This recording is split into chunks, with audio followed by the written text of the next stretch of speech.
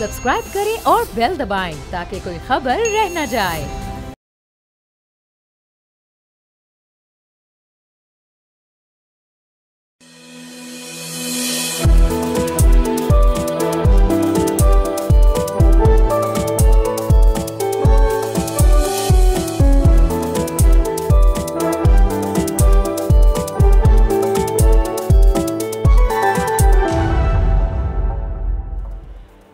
अस्सलाम वालेकुम and a very good morning नाजरीन। प्रोग्राम फ्रंट पेज के साथ मैं हूं आपका होस्ट मोइज़ुर रहमान और मैं हूं अरीबा फातिमा और आप देख रहे हैं बोल न्यूज़ में पाकिस्तान का सबसे मुनफरिद और दिलचस्प शो, जहां आप जान सकेंगे दुनिया भर से अहम खबरें और उन पर हम लेंगे माहिरीन की राय, तज्जिए और तबसरे। यही नहीं, इसके साथ हम आपके लिए लाएंगे दुनिया भर से वो तमाम मालूमात जो आप जानना चाहते हैं। तो बढ़ते हैं अपनी पहली स्टोरी की तरफ। नाज़रीन, आज हम प्रोग्राम का आगाज़ करेंगे एक ऐसे वाक़े से जो हुआ तो 11 सितंबर 2001 को था, लेकिन उसका जो इम्पैक्ट है और उसकी जो स्पिल ओवर इफ़ेक्ट है वो आज 23 साल बाद 11 सितंबर 2024 तक जारी है। हम बात करने वाले हैं 9/11 की। हर साल 11 सितंबर को ग्राउंड ज़ीरो पर एक दिल छू लेने वाला जुमला गूंजता है, मैं आपसे नहीं मिल सकता। जब तकरीबन 3000 मुतासरीन के नाम पढ़े जाते हैं तो बहुत से पढ़ने वाले ऐसे नौजवान और बच्चे होते हैं जो इन हमलों के बाद पैदा हुए थे, जिन्होंने हमेशा के लिए कौम को बदल दिया। नाज़रीन, ये बच्चे, भतीजे, भतीजियाँ और पोते पोतियाँ कहानियाँ, तस्वीरों और अपने प्यारों की यादों को ज़िंदा रखने के लिए एक संजीदा जिम्मेदारी के वारिस हैं। पिछले साल 140 से ज़्यादा पढ़ने वालों में 28 नौजवान थे और इस साल भी नई नस्लों की इस तरह की शिरकत देखने को मिलेगी। इनमें से कुछ पढ़ने वाले इन मुतासरीन के बच्चे हैं जिनकी शरीके हयात हमलों के वक्त हामला थी, जबकि दीगर भतीजे और भतीजियाँ हैं जो अपने ख़ानदान के अफराद के बारे में कहानियाँ सुनते हुए बड़े हुए हैं और उनसे कभी भी नहीं मिले। इस सब के पस मंज़र में कनाडा में एक मुबैना दहशतगर्द को बुध को गिरफ्तार किया गया, जिस पर आईसिस की हिमायत में न्यूयॉर्क शहर में एक यहूदी मरकज़ पर बड़े पैमाने पर फायरिंग की साजिश रचने का इल्ज़ाम है।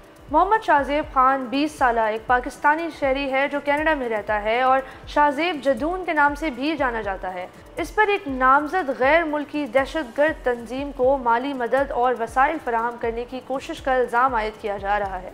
अगर उस पर यह जुर्म साबित हुआ तो उसे 20 साल की कैद की सज़ा सुनाई जा सकती है। नाज़रीन, FBI के डायरेक्टर क्रिस्टोफर रे ने कहा कि मुल्ज़िम मुबैना तौर पर अमेरिका में यहूदी लोगों को कत्ल करने का इरादा रखता था और तकरीबन एक साल बाद जब हमास ने इजराइल पर खौफनाक हमला किया था। उन्होंने मज़ीद इस हवाले से कहा कि यह तहकीकात FBI की क़यादत में की गई और मुझे FBI टीम और हमारे साथियों के शानदार काम पर फ़ख्र है जिसने शाहजेब के मंसूबे को नाकाम बनाया। खान को रॉयल कैनेडियन पुलिस ने न्यूयॉर्क के सदर्न डिस्ट्रिक्ट से जारी करदा दहशतगर्दी की माली मुआवनत के वारंट पर गिरफ्तार किया। अमरीकी अटॉर्नी डेमियन विलियम्स ने एक बयान में कहा, जैसा कि इल्ज़ाम है खान ने यहूदी लोगों को कत्ल करने और आईसिस की हिमायत में दहशतगर्दाना हमला करने के लिए अमरीका जाने की कोशिश की है। आप ये सोच रहे होंगे कि इस वाक़ये का 9/11 से क्या ताल्लुक़ है। नाज़रीन, दरअसल ये वाक़या 9/11 की असल मीरास है और हकीकत ये है कि अमेरिका ने 9/11 का बदला लेने की कोशिश में मज़ीद दहशतगर्दों को पैदा किया, जिसकी वजह से उसने 2 बड़े हमले किए और हज़ारों मासूम लोगों को मार दिया। 11 सितंबर 2001 के वाक़यात ने अमरीकी खुफिया एजेंसीज़ और दहशतगर्दी के ख़िलाफ़ तरीक़ों में वसी तब्दीलियाँ लाई हैं। वो 2 बड़ी जंगें शुरू की हैं और अमरीकियों के रोज़मर्रा के रूटीन को कम्प्लीटली बदल दिया है। ये टाइमलाइन इन 3 अहम सालों का अहाता करती है जिनके असरात आज भी जारी हैं। आइए 9/11 के बाद बुश इंतज़ामिया के कुछ मुतनाज़ा इक़दामात पर तफसील से बात करते हैं। पहला इक़दाम था CIA के ब्लैक साइट्स कायम करना। ये गैर मुल्की ममालिक में खुफिया हिरासती मराकज़ थे जहाँ दहशतगर्दी के मुश्तबा अफराद को आम कानूनी तहफ़्फ़ुज़ात से बाहर रखा जाता था और पूछताछ की जाती थी। और नाज़रीन, इसके साथ ही इन्हेंस्ड इंटेरोगेशन टेक्निक्स का इस्तेमाल किया गया, जैसे वाटर बोर्डिंग जैसे पैमाने पर तशद्दुद करा दिया गया। इसके अलावा गुआंतानामो बे में दुश्मन लड़ाकों को बग़ैर किसी बाकायदा इल्ज़ाम या मुकदमे के गैर मुअय्यना मुद्दत तक हिरासत में रखा गया। ये वाकई इंसानी हकूक़ की संगीन खिलाफ वर्जी थी और इसके साथ ही NSA को बग़ैर अदालती मंजूरी के फ़ोन कॉल्स और ईमेल्स की निगरानी की इजाज़त दी गई। ये वारंट के बग़ैर निगरानी प्रोग्राम था जो शहरियों की प्राइवेसी के हक़ की खिलाफ वर्जी थी। एक और मुतनाज़ा इक़दाम था एक्स्ट्रा ऑर्डनरी रेंडिशन। इसके तहत मुश्तबा अफराद को ऐसे ममालिक में मुंतकिल किया जाता जहाँ उन्हें तशद्दुद का सामना करना पड़ सकता था। साथ ही दहशत गर्दी के मुश्तबा अफराद पर मुकदमा चलाने के लिए कम तहफ़्फ़ुज़ात वाला एक अलहदा क़ानूनी निज़ाम बनाया गया। 2003 में इराक़ पर हमला भी बहुत मुतनाज़ा था। इसने न सिर्फ अफ़गानिस्तान से वसाइल मुंतकिल किए बल्कि अमरीका मुखालिफ जज्बात को भी हवा दी। पेट्रियट एक्ट के ज़रिए हुकूमत की निगरानी के इख्तियारात में तोसी की गई, जिस पर शहरी आज़ादियों की खिलाफ वर्जी का इल्ज़ाम लगाया जाता है। नो फ्लाई लिस्ट का भी एक मुहिम कानून था जिसके तहत लोगों को महदूद कानूनी कार्रवाइयों के साथ हवाई सफ़र से रोका जाता था, और आखिर में मटीरियल सपोर्ट लॉज की वसी तशरीह की गई जिसने तनाज़े वाले इलाकों में इंसानी हमदर्दी को मदद को भी मुजरिमाना करार दिया गया। कुछ लोगों का ख्याल है कि इन पॉलिसियों ने इत्तेहादियों को अलग कर दिया, अमेरिका की अखलाकी हैसियत को भी कमज़ोर किया है और दहशत गर्द ग्रुपों के लिए एक भर्ती करने का ज़रिया भी बन गई हैं। लेकिन इन इक़दामात के मुकम्मल असरात और फ़वाइद और नुकसानात पर आज भी बहस जारी है। बिल्कुल आपने दुरुस्त कहा अरीबा, और ये ज़रूर एक पेचीदा मौजू है और इस पर मुख्तलिफ नज़रियात हैं। हमें ये लेकिन यहाँ पे उम्मीद करनी चाहिए कि मुस्तक़बिल में ऐसी पॉलिसीज़ बनाई जाएंगी जो इंसानी हकूक़ का एहतराम करते हुए कौमी सलामती को भी यकीनी बनाएं। बिल्कुल मुनीस, आपने सही कहा। ये बात अहम है कि हम माजी की गलतियों से सबक सीखें। दहशत गर्दी एक संगीन मसला है, लेकिन इससे निमटने के लिए ऐसे तरीक़े इस्तेमाल किए जाने चाहिए जो बुनियादी इंसानी हुकूक़ और इक़दार की पामाली ना करें। यहाँ कुछ लोगों का ख्याल है कि उनकी पॉलिसीज़ ने इत्तेहादियों को नाराज़ किया, अमेरिका की अखलाकी हैसियत को कमज़ोर किया और दहशतगर्द ग्रुप्स के लिए भर्ती का ज़रिया बनी। ताहम इन इक़दामात के मुकम्मल असरात और तबादलों पर अभी भी बहस जारी है। ये सब देखकर अफसोस होता है कि दहशत गर्दी के ख़िलाफ़ जंग के नाम पर कितने गैर क़ानूनी इक़दामात लिए जा रहे हैं। उम्मीद है कि मुस्तक़बिल में ऐसी गलतियाँ ना दोहराई जाएँ। बिल्कुल ठीक कहा अरीबा, हमें उम्मीद करनी चाहिए कि आने वाले वक्त में अमेरिका ऐसी पॉलिसीज़ इख्तियार करेगा जो इंसानी हकूक़ का एहतराम करते हुए दहशत गर्दी से निपटने में मौसर हों।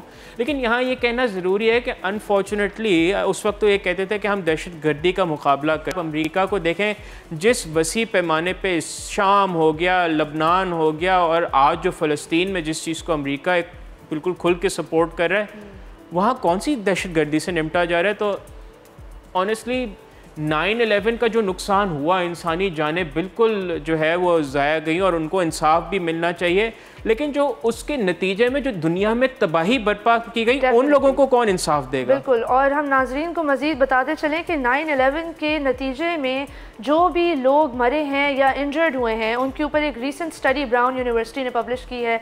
ब्राउन यूनिवर्सिटी जो अमेरिका में ही मौजूद है, उनके वॉटसन इंस्टीट्यूट का कहना है कि डायरेक्ट और इनडायरेक्ट जो डेथ टोल है वॉर ऑन टेरर का, वो तकरीबन 4.5 से 4.7 मिलियन है, जिसका मतलब है 4,70 लाख लोग कम अज़ कम।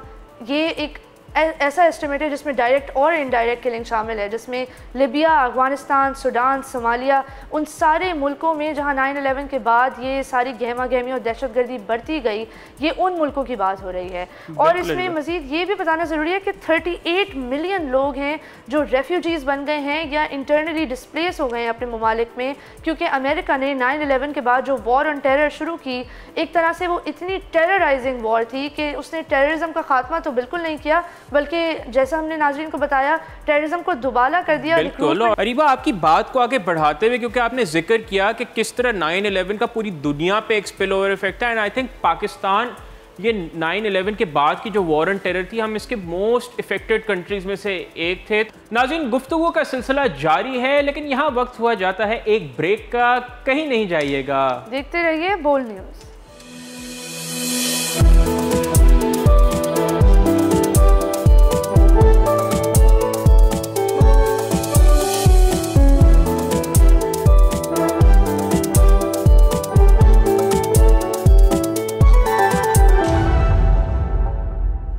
Welcome back to front page. अब हम बढ़ेंगे अपनी तफसीली स्टोरी की तरफ। अरीबा, जब हमने अपने पिछले प्रोग्राम में अफ्रीका के हवाले से गुफ्तगू की थी, तो हमें नाजरीन का एक फीडबैक ये बहुत आया था कि अफ्रीका के बारे में बहुत कम अवेयरनेस है। तो हमने फैसला किया है कि हम अफ्रीका के हालात और अहवाल के हवाले से हम नाजरीन को और आगाह करेंगे।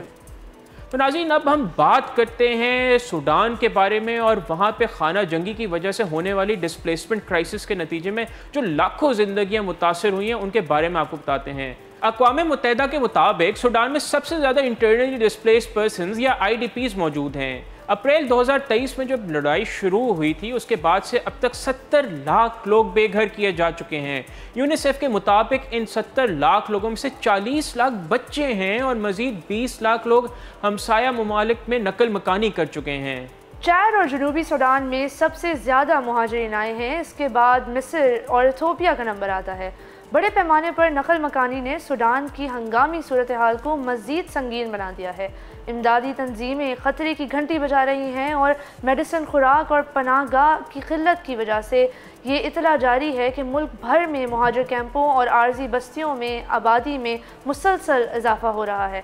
इंटीग्रेटेड फूड सिक्योरिटी फेस की दर्जा बंदी, जो कि आलमी भूख का पता लगाने के लिए अक़वाम मुत्तहिदा का हिमायत याफ्ता टूल है, इसके मुताबिक सूडान के बहुत से ऐसे इलाके जिनमें अंदरूनी तौर पर बेघर अफराद की तादाद ज़्यादा है, वहाँ क़हत का भी बहुत बड़ा ख़तरा है।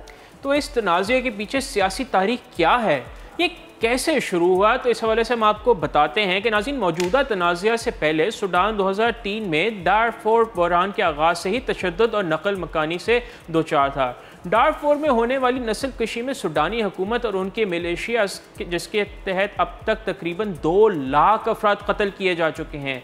ये 2003 में शुरू हुआ और सूडान एक नस्ली तौर पर डाइवर्स मुल्क है जो नस्ल कशी के आगाज़ पर दारुल हुकूमत खर्तूम अरब आमरीत के ज़ेर कंट्रोल था।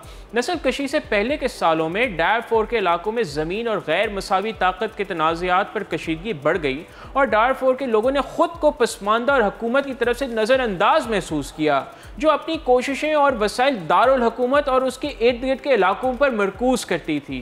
2003 में अपनी ज़िंदगियों पर ज़्यादा खुद मुख्तारी हासिल करने के लिए और दारफोर में अफ्रीकी ग्रोहों से ताल्लुक़ रखने वाले कुछ मकामी बाशिंदों ने सूडान लिबरेशन आर्मी के नाम से एक तंजीम बनाई, जिसने अप्रैल 2003 में एक फ़ौजी एयरबेस पर हमला किया। SLA के साथ जल्द ही जस्टिस एंड इक्वालिटी मूवमेंट के नाम से जाने जाने वाली एक और तंजीम भी शामिल हो गई।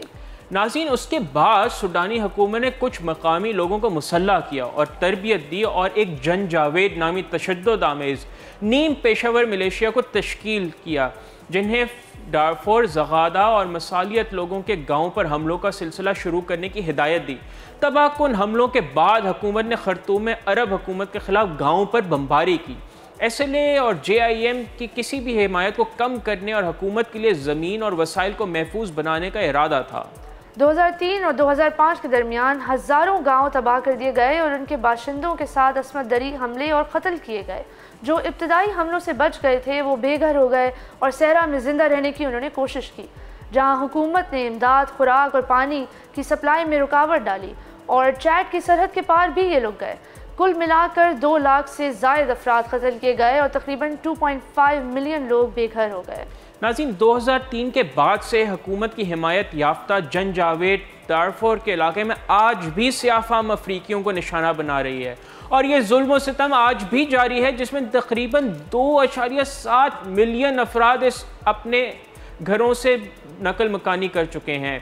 2010 में सूडानी सदर उमर अल बशीर पर बैन अल-अक़वामी अदालत, जिसे ICC कहते हैं, उन्होंने जराइम की नस्ल कशी के 3 इल्ज़ामात आयद किए। नाज़रीन, जब उमर अल बशीर की आमिराना हुकूमत गई तो एकदम से एक नई उम्मीद पैदा हो गई कि शहरी हुकूमत कायम होगी, लेकिन 2 साल बाद फ़ौजी बगावत ने अबूरी शहरी हुकूमत को तहलील कर दिया, जिससे सियासी और माशी सूरत हाल बदतर हो गई और बैन अल-अक़वामी तनाज़ात दोबारा भड़क उठे। 15 अप्रैल 2023 को अल बशीर और साबका तनाज़ात की मीरास के तौर पर छोड़ी गई 2 सिक्योरिटी इदारों के दरमियान जंग शुरू हो गई। सूडान में सूडान आर्म्ड फोर्सेस और पैरामिलिट्री रैपिड सपोर्ट फोर्सेस के दरमियान ये पुरतशद्दुद मुसल्लह तनाज़ा सूडान में जारी खाना जंगी के नाम से जाना जाता है, जो खाना जंगी दो मिलिशियाज के बीच में शुरू हुई थी उसे अब 2 सिक्योरिटी फोर्सेस कंटिन्यू कर रही हैं। हम नाजरीन को ये भी बताते चलें कि हम सूडान की वही बात नहीं कर रहे क्योंकि वो न्यूज़ में उसका नाम आ रहा है। आपको बताते चलें कि पाकिस्तान में एक कंसिडरेबल पॉपुलेशन है अफ्रीकन लोगों की जो ज़ैंज़िबार से ताल्लुक़ रखते हैं, सूडान से ताल्लुक़ रखते हैं, सोमालिया से ताल्लुक़ रखते हैं।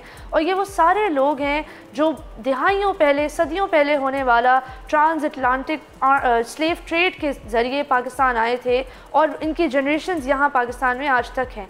नाज़रीन, क्योंकि हमने आपको सूडान के बारे में इतनी डिटेल बताई, आप ज़रूर ये सोच रहे होंगे कि हम सूडान के बारे में इतनी क्यों बात कर रहे हैं।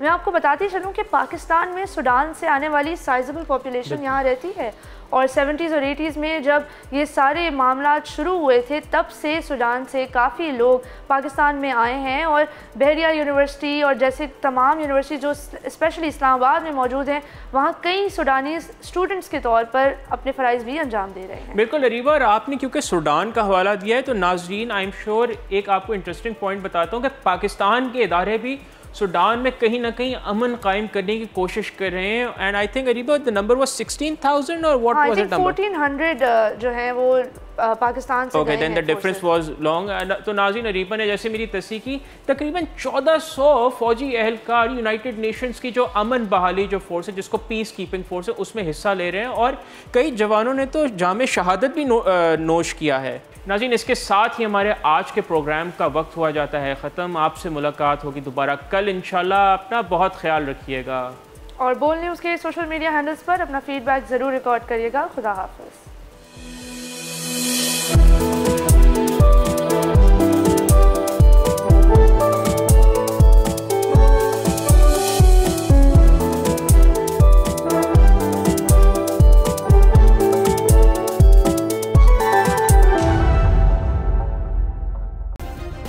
सब्सक्राइब करें और बेल दबाएं ताकि कोई खबर रह न जाए।